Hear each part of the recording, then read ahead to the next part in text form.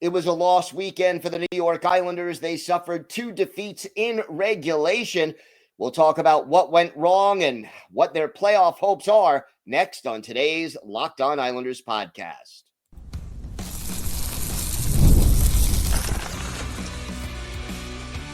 Your Locked On Islanders, your daily podcast on the New York Islanders. Part of the Locked On Podcast Network, your team every day.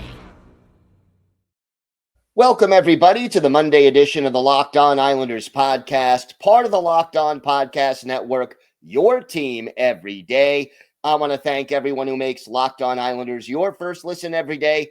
Don't forget to subscribe on YouTube or wherever you listen to podcasts so you get new episodes as soon as they drop.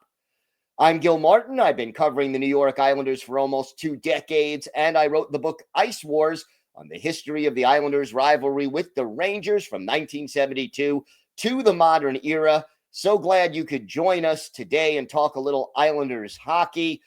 After a rough weekend on the island, we'll break down everything that happened in both games.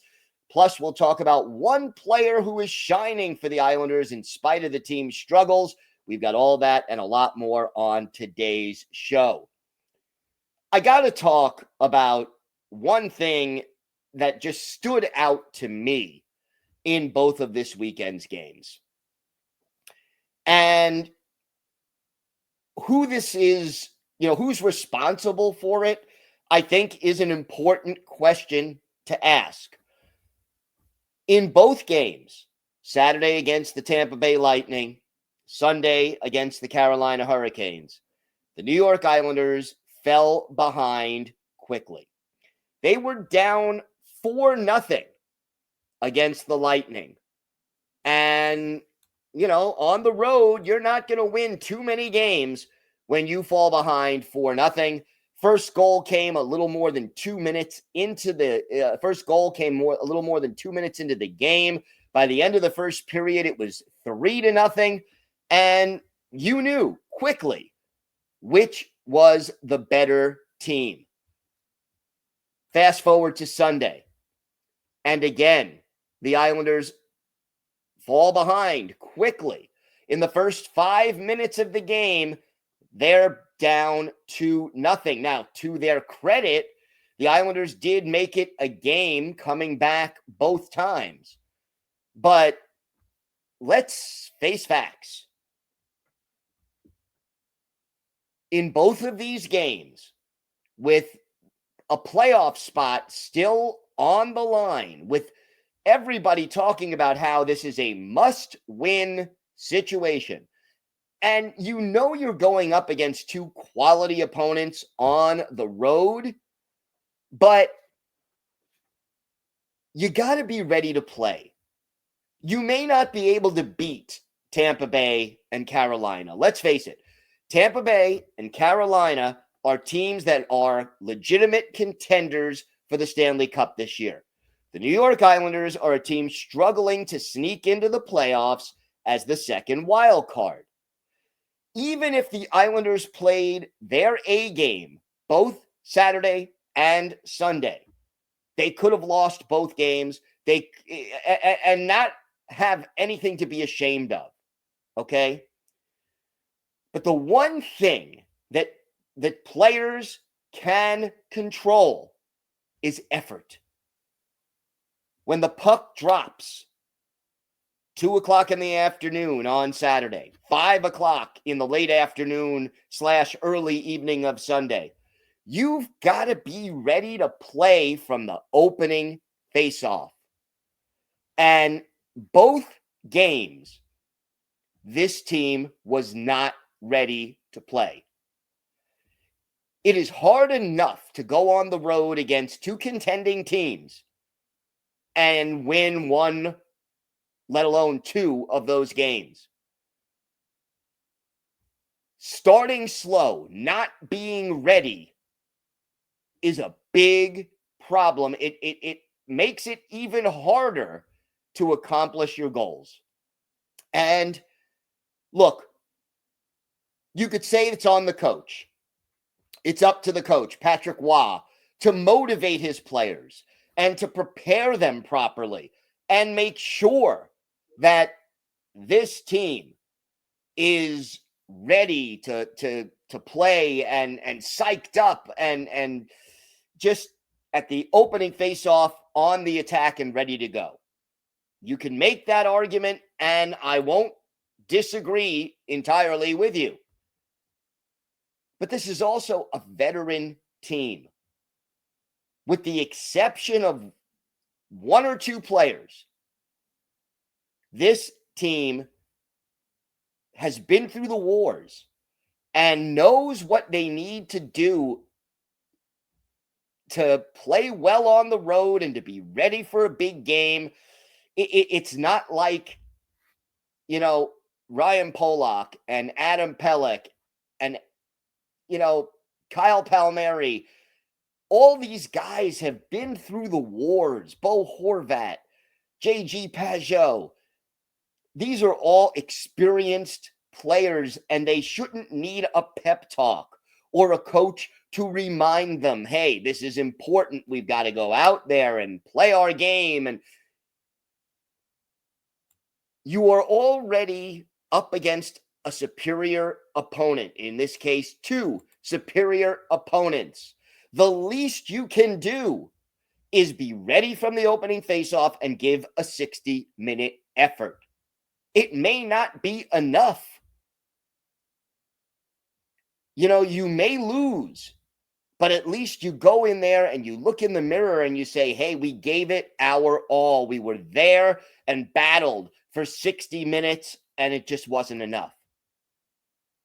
And you'd be right to say that if you lose after giving a full 60 minutes.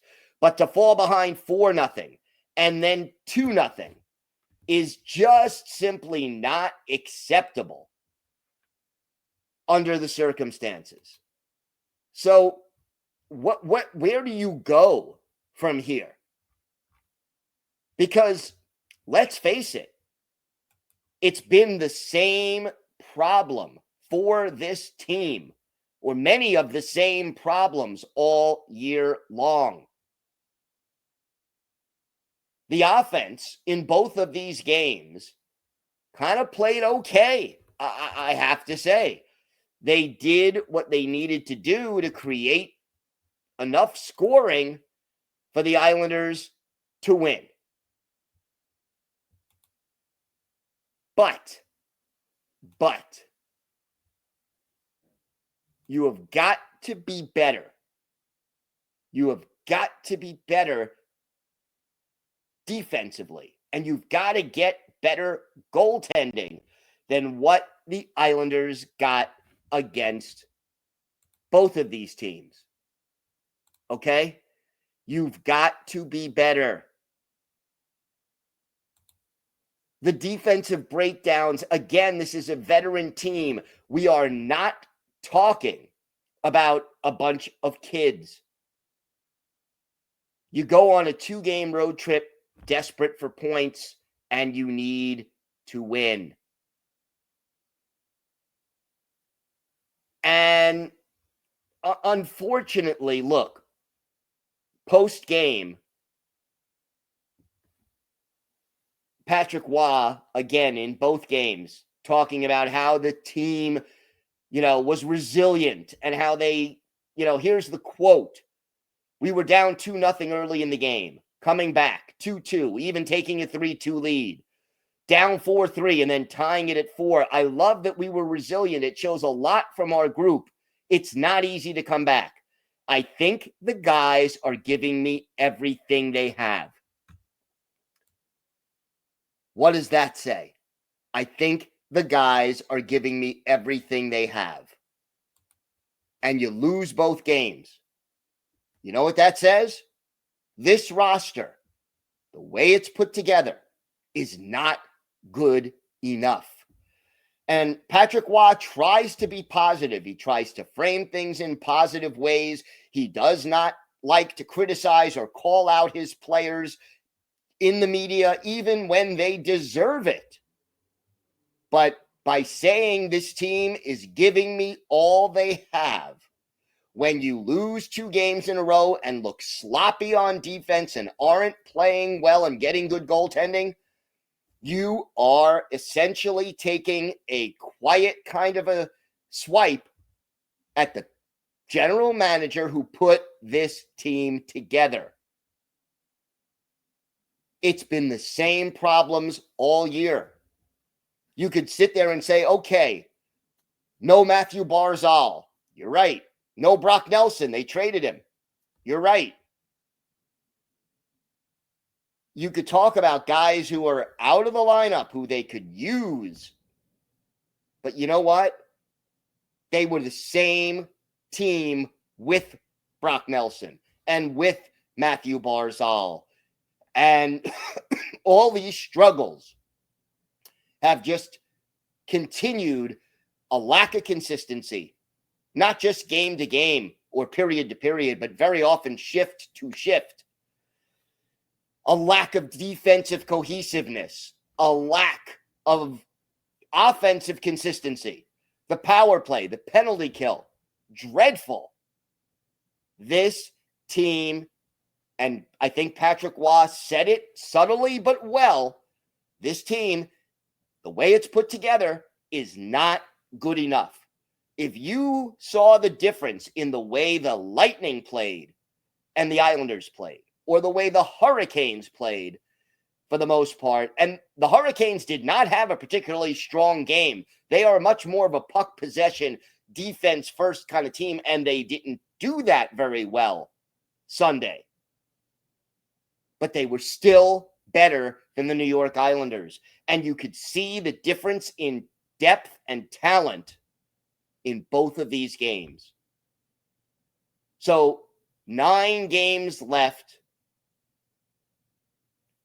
What can this, I mean, they're still technically in the playoff hunt, but it's looking mighty grim right now. When do you not use injuries as an excuse or trades as an excuse and just realize the core of this team, even though we love all these guys for everything they've done for the franchise, just isn't good enough. And that comes back to the way the team was put together. That comes back to Lou Lamoriello. And that means whether it's Lou or somebody else, changes, a lot of changes have to be made this offseason. We'll see whether or not it happens, but you want to contend, bringing back this core is not the way to do it. You've got to retool. Don't necessarily need a full rebuild, but you've got to retool if you want to have hope. All right, we have got more to get to on today's show. We're going to talk about some of the problems we saw defensively, goaltending-wise. We'll have a little discussion about a player who's playing really well lately for the Islanders, who reached a unique milestone. And for our Islanders' birthday of the day, a player who was with the team for the first 2 seasons of their existence. Let's see if you can guess who this forward from Kitchener, Ontario is. All that coming up on today's Locked On Islanders podcast. Today's episode is brought to you by your friends at FanDuel. Yes, it's that time of year. March Madness is here, and FanDuel is giving you the chance to get in on the action like never before. Right now, new customers can get $200 in bonus bets when your first $5 bet wins. That's 200 extra bucks to use on everything from buzzer beaters to Cinderella stories and even who's cutting down the nets, and that's both men's and women's tournament. I got my eye on a few underdogs this year, and FanDuel makes it easy to back them with spreads, totals, and game props. With tournament games happening almost every day, there's always something exciting to bet on. And the FanDuel app, it's so simple to use. And when I win, I get paid instantly. There's no waiting around. So visit FanDuel.com and get in on the college hoops action all tournament long as we get closer to the Final Four. That's FanDuel.com. FanDuel.com. Check it out today.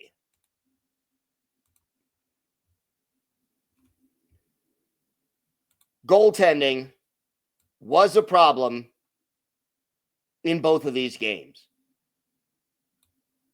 There is no way around it. Ilya Sorokin let in 4 goals while facing only 23 shots. That's an .826 save percentage. I hate to say it, but he looks like toast. He looks exhausted. We saw what happened last year. Still don't know how much, if any, of that was related to the back problems that he ended up needing surgery for during the offseason. But he looks tired, and he has played so many games without Semyon Varlamov available to back him up. You know, the Islanders clearly did not have a lot of faith in Marcus Hogberg until he started to play well. But Sorokin has been overused again and appears to have very little left in the tank. And then Sunday, Marcus Hogberg lets in 6 goals in 30 shots. That's an .800 save percentage. You don't win too many games when you have an .800 save percentage. Hogberg, I would say 2 of those goals at least were softies that he would want back. And, you know, he admitted it. He didn't have his A game. I like Marcus Hogberg. I liked what he's contributed in the limited opportunities that he's had this year. But let's face it, he was the number 3 goalie in this organization for a reason. He is not someone you would expect to be able to carry this team over the long haul. Yeah, he may get hot and give you a nice stretch like he did earlier, but to keep that going consistently is probably asking a little too much of Marcus Hogberg. So now you have a backup who has not been as good since he returned from injury. You have a starter who has looked burnt out by overuse and no margin for error. Defensively, Noah Dobson, -5 in these 2 games, continuing to struggle in his own zone. And Alexander Romanov, who I like a lot, also struggling. Against Carolina, Romanov -2, -2 again against Florida. Turned the puck over once that led to a goal, just did not have a good weekend. This team is so positionally unsound on defense, where players are able to find time and space. They retreat too quickly. They don't pick up their men properly. They don't have the spacing that they need. They just allow too much time and space, and they hang their goalies out to dry. No, Sorokin and Hogberg both did not play well this weekend, but they sure as heck didn't have a lot of help. And the power play, can we talk about the power play just for a minute? Yeah, they got a goal by Kyle Palmieri,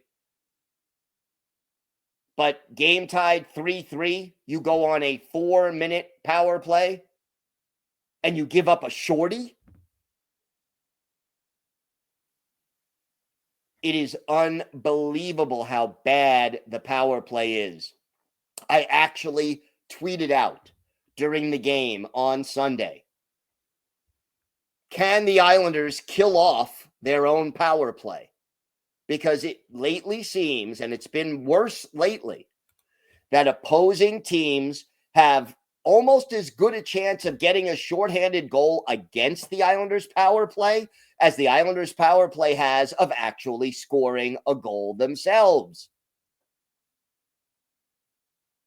Special teams have killed this team all year long. The power play somehow has climbed up to 31st in the league. The penalty kill is 30th. That was entering Sunday's games. It just isn't good enough. And again, I talked about a need for a change on this roster. It also has to include the assistant coaches in charge of the power play and the penalty kill, because it's just not working. They're not getting the job done.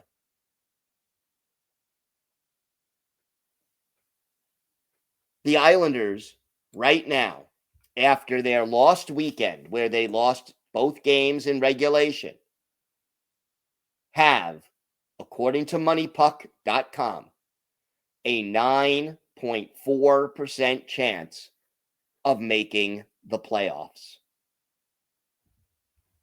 If they get in, they are almost certainly going to face the Washington Capitals. You look at the standings right now. The Capitals are 11 points ahead of Toronto, 12 points ahead of Tampa Bay and Florida. They are going to be the number 1 seed.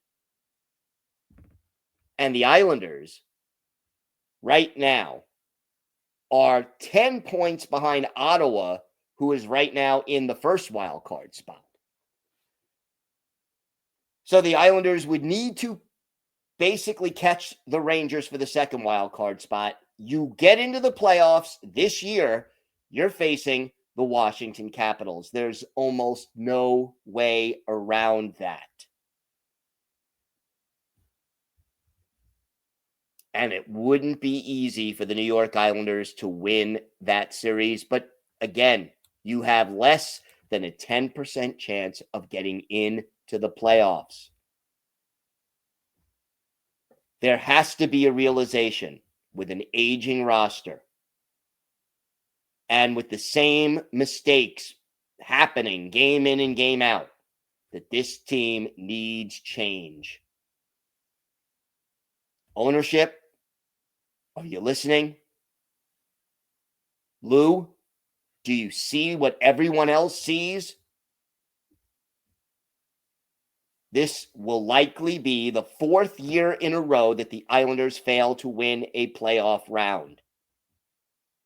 And it looks like it'll be 2 years of first round exits in the middle, surrounded by 2 years of near misses. You can't keep running it back with this core. You need to get younger, faster, and more skilled, and you need to do it quickly. The Capitals did it. The Devils did it. The Islanders can do it. There is enough talent to build around, but it's got to be done smartly. You already missed an opportunity by not trading Kyle Palmieri at the deadline. This offseason, some moves have to be made. Let's see what happens. We're going to talk about one bright spot player who is probably playing his best hockey. We'll talk about that. We'll have our Islanders birthday of the day coming up next on today's Locked On Islanders podcast.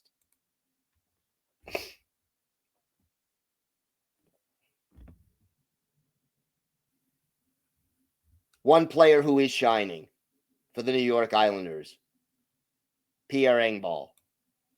And you won't believe the milestone that Engvall actually reached. Engvall scored 2 goals against Carolina on Sunday. This was the first time in his NHL career, almost 400 games, 370 games, that Pierre Engvall had more than 1 goal in a game. And according to statistician Eric Hornick of MSG Networks, that is the 3rd highest total in NHL history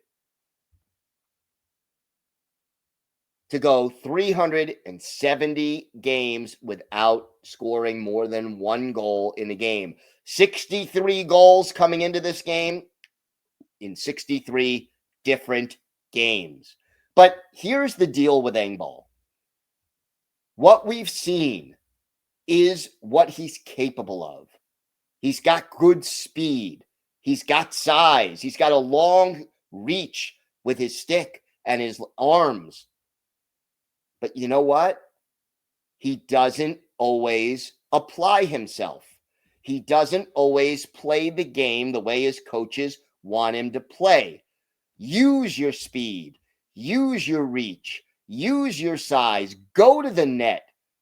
Do the things you're capable of doing and play the way your coach wants you to play.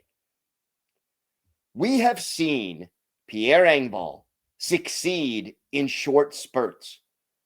When he first came to the Islanders at the trade deadline, from that point through the playoffs that year, and maybe even early into the next season, maybe a good 25 games, 30 games, Pierre Engvall was one of the better forwards on the Islanders.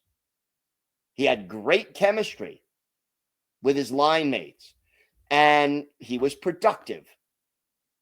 And then the bottom fell out. He didn't even make the team out of training camp. Yeah, part of it was for cap reasons, but most of it was because he wasn't doing what Patrick Roy wanted him to do.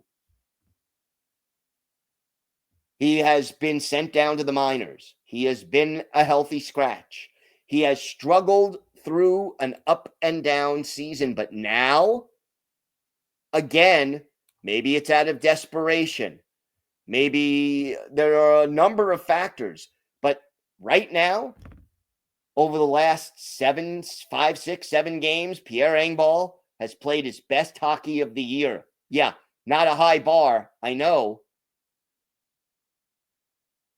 but he's done it. He can do it. The key for Pierre Engvall, and it's almost like he's at a crossroads right now, is to do it consistently, is to do it game in and game out. And yeah, every player is going to have better games and games that they don't play as well. But again, it's the same thing as the team as a whole. Go out there and give the effort. Play the way your coach wants you to play. Go to the net. Shoot the puck. Use your speed. Use your size. You do that, and even if you have a bad game, coach will say, hey, thanks for the effort. Hopefully you get a bounce the next game. But if you play that way and you fit in and you benefit your teammates, more often than not, the results will come. The key for Pierre Engvall going forward is to be consistent. It's plagued him his entire career. And it's not like Pierre Engvall is 22. He is what he is at this stage in his career. I hope he can stay hot the rest of the season. I hope he can find a way to play the right way for the rest of this year, maybe for next year or the rest of his career if he sticks around. But this is what he's capable of. He won't keep this pace up, but he's capable of 15 to 20 goals. He's capable of making plays that help the team win, but we have to see it. He has to go out and get the job done and do it the right way. You follow the process the right way, the results will come. Time now for our Islanders' birthday of the day. And today would have been the 78th birthday of former Islanders forward Tom Miller. The Kitchener, Ontario native, 6 foot, 187 pounds, played a year at the University of Denver, made his NHL debut with the Red Wings in 70-71, and joined the Islanders in their first season, 72-73. Played in 69 games, had 13 goals and 30 points to go with 21 penalty minutes. Split the following season between the minor leagues and the Islanders. 19 games on the island, 2 goals, 3 points. Played one more game in 74-75, and that was the end of his NHL career. 118 games, 16 goals, 41 points, 34 penalty minutes. Never did play in a playoff game. Unfortunately, Miller left us in 2017 at the age of 70. His best game as an Islander, March 17th, 1973, Islanders hosting the St. Louis Blues at the Nassau Coliseum. Wayne Stevenson, the goalie for the Blues. Jerry Desjardins, the goalie for the Islanders. And in the first period, only one goal that belonged to the Islanders on a power play. Floyd Thompson in the box. And our Islanders' birthday of the day, Tom Miller, helped set up Billy Harris for the power play goal. Brian Spinner Spencer with the other assist. 1-0 Islanders. In the second period, Tom Miller scores. Jermaine Gagnon and Jerry Hart with the assist. That makes it 2-0 Islanders. But the Blues battle back and tie the game at 3 after 40 minutes. And in the third period, who breaks the tie? Our Islanders' birthday of the day, Tom Miller. He scores his 10th of the year. Billy Harris and Jermaine Gagnon on the assist. The Islanders go on to win this game by a score of 6-4, 32 saves for Jerry Desjardins. Islanders outshot 36-20, but for Tom Miller, 2 goals, 1 assist. He's a +2. He tied for the Islanders team lead with Billy Harris with 4 shots on goal as the Islanders picked up what was only the 10th win in franchise history. So the late Tom Miller is our Islanders' birthday of the day. I want to thank you for making Locked On Islanders your first listen today. For your second listen, check out the Locked On NHL podcast, bringing you the daily league-wide stories that matter with the local coverage you love from Locked On. Find Locked On NHL on YouTube or wherever you listen to podcasts. It's part of the Locked On Podcast Network, your team every day. If you have a question, comment, maybe a topic you'd like us to discuss on a future episode, email us at lockedonislanders@gmail.com. If you leave your first name and where you're from, we're happy to mention you on the show when we discuss whatever's on your mind. You could follow the show on X at Locked On Isles, and you could follow me, Gil Martin, on X at Ice Wars, NYR, VSNYI. We'll keep you up to date on all things Islanders all season long, and I am live tweeting during nearly every Islanders home and road game. So join me for some instant insight and analysis, and it's always great to talk Islanders hockey with you, game time or anytime. Everydayers, we are back tomorrow. We will preview Tuesday's game against the Tampa Bay Lightning as the Islanders open a 3-game homestand. Let's see if they can keep their slim playoff hopes alive. Again, the opponents don't get any easier. Let's see if the Islanders can rise to the occasion. So make sure you join us for that. Have a great day, everybody. Stay safe. And of course, let's go Islanders.